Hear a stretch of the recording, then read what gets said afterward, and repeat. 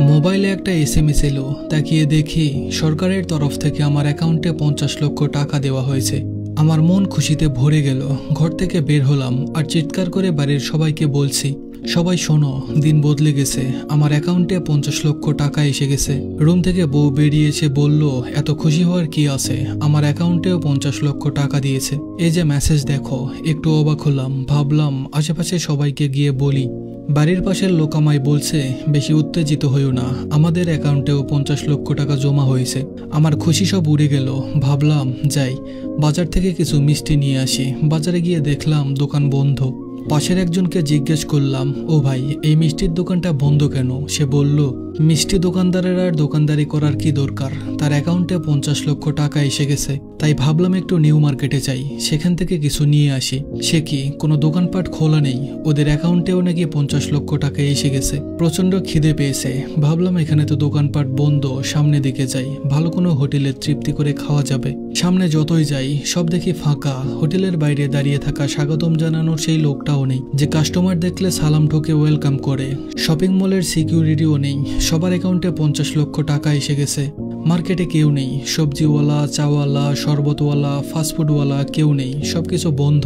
সকলের ঠিকানা এখন ব্যাংকে 50 লক্ষ টাকা তোলার জন্য। কেননা এখন আর কারো কাজ করার দরকার নেই, সবার কাছেই 50 লক্ষ টাকা আছে। আমার এক বন্ধু ফোন করে বলল, আমি জব ছেড়ে দিয়েছি, আমার অ্যাকাউন্টে 50 লক্ষ টাকা এসেছে। আমার এক বড় ভাই ফোন করে বলল, আমার আর্ট স্কুল অফ করে দিয়েছি, আমার আশেপাশের ছোট বোন আর স্কুলে যাচ্ছে না। আমার এক বন্ধু টিউশন পড়ানো বন্ধ করে দিয়েছে। নিপা নামের মেয়েটিও আর কলেজে যায় না, ইভান আর জব খুঁজে না, শ্রমিকরা আর কারখানায় যায় না, কলকারখানা বন্ধ। সবার অ্যাকাউন্টে 50 লক্ষ টাকা জমা আছে। সবাই এখন বড় লোক, সবাই সুর তুলেছে, গান করছে, নৃত্য করছে। বিকেলে হাঁটতে হাঁটতে মাঠের দিকে গেলাম। কৃষকরা সবাই কাজ ছেড়ে বাড়িতে, কেউ নেই জমিতে।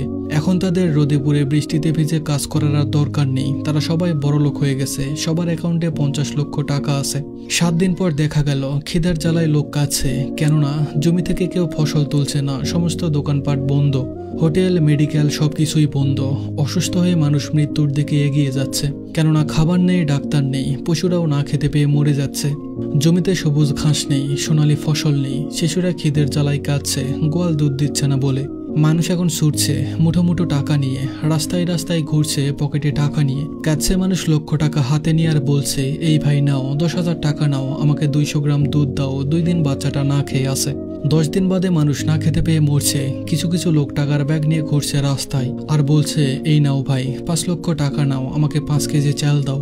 10 দিন থেকে না খেয়ে আসি, সব বাজার হাট বন্ধ হয়ে গেছে। শাকসবজি, খাবার দাবার কারো কাছেই নেই, সবদিকে শুধু মৃত্যুর ছবি দেখা যাচ্ছে। আমিও আমার 50 লক্ষ টাকা নিয়ে ছুটে বেড়াচ্ছি, নাও ভাই নাও, 50 লক্ষ টাকা নিয়ে নাও, তবুও কিছু খাবার দাও। কে কার টাকা নিবে? খাবার কারো কাছেই নেই। মানুষ মানুষের দিকে তেড়ে আসছে হিংস্র সিংহের মতো। মনে হচ্ছে মানুষ মানুষকে খাবে।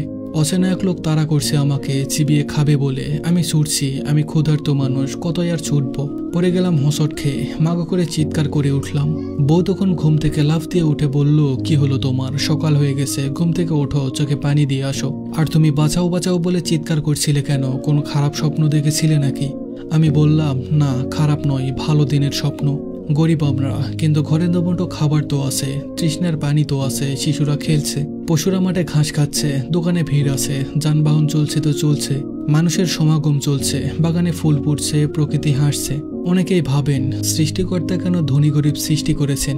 সবাইকে তো চাইলে ধন সম্পদ দিতে পারত, সবাইকে সুখ শান্তি দিতে পারত। বাস্তবতা হলো, ধনী গরিব বৈষম্য আছে বিধায় এখনো পৃথিবী টিকে আছে এবং কিয়ামত পর্যন্ত টিকে থাকবে। সবাই ধনী হলে কি হতো দেখছেন তো? তাই আমি গরিব, আপনি বড়লোক। ধন্যবাদ সবাইকে।